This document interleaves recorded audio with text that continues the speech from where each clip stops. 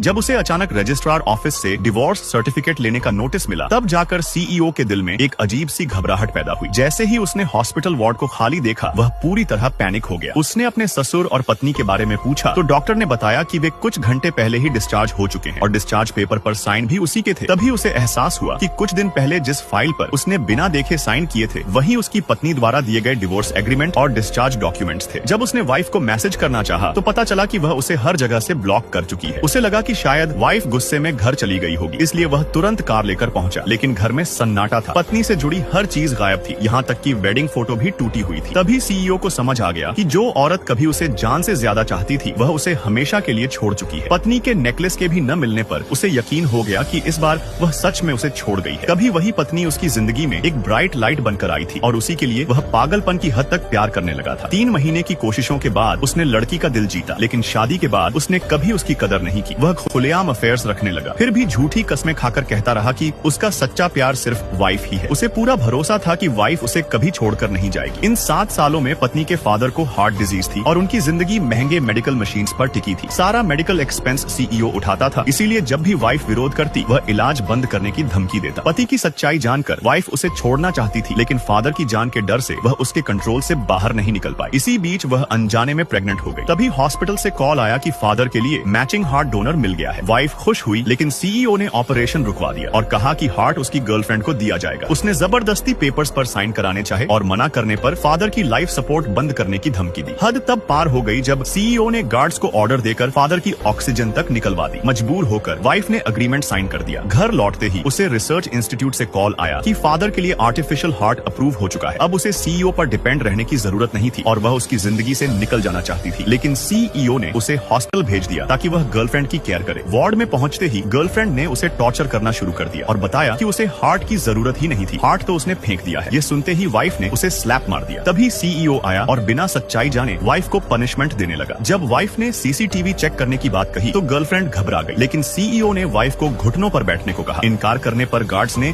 उसे जमीन पर गिरा दिया और सीईओ गर्लफ्रेंड को लेकर चला गया। उनके जाते ही गार्ड्स ने वाइफ को बेरहमी से पीटा। वह चिल्लाती रही कि वह प्रेग्नेंट है, लेकिन किसी ने नहीं सुना। वार्ड से बाहर जाते वक्त सीईओ को अजीब बेचैनी हुई, लेकिन उसने उसे नजरअंदाज कर दिया। कुछ ही देर बाद उसे पता चला कि वार्ड में एक प्रेग्नेंट वुमन की हैवी ब्लीडिंग हो रही है। जब वह दौड़कर अंदर पहुंचा तो वहां सिर्फ वाइफ की प्रेगनेंसी रिपोर्ट पड़ी थी। उसे नहीं पता था कि वाइफ उस वक्त ठंडे ओटी में थी और उनका अनबॉर्न बेबी हमेशा के लिए इस दुनिया से चला गया था। लेकिन वह आदमी अब भी अनजान था और मुस्कुराते हुए बेबी के लिए गिफ्ट लेकर वाइफ के पास आ गया।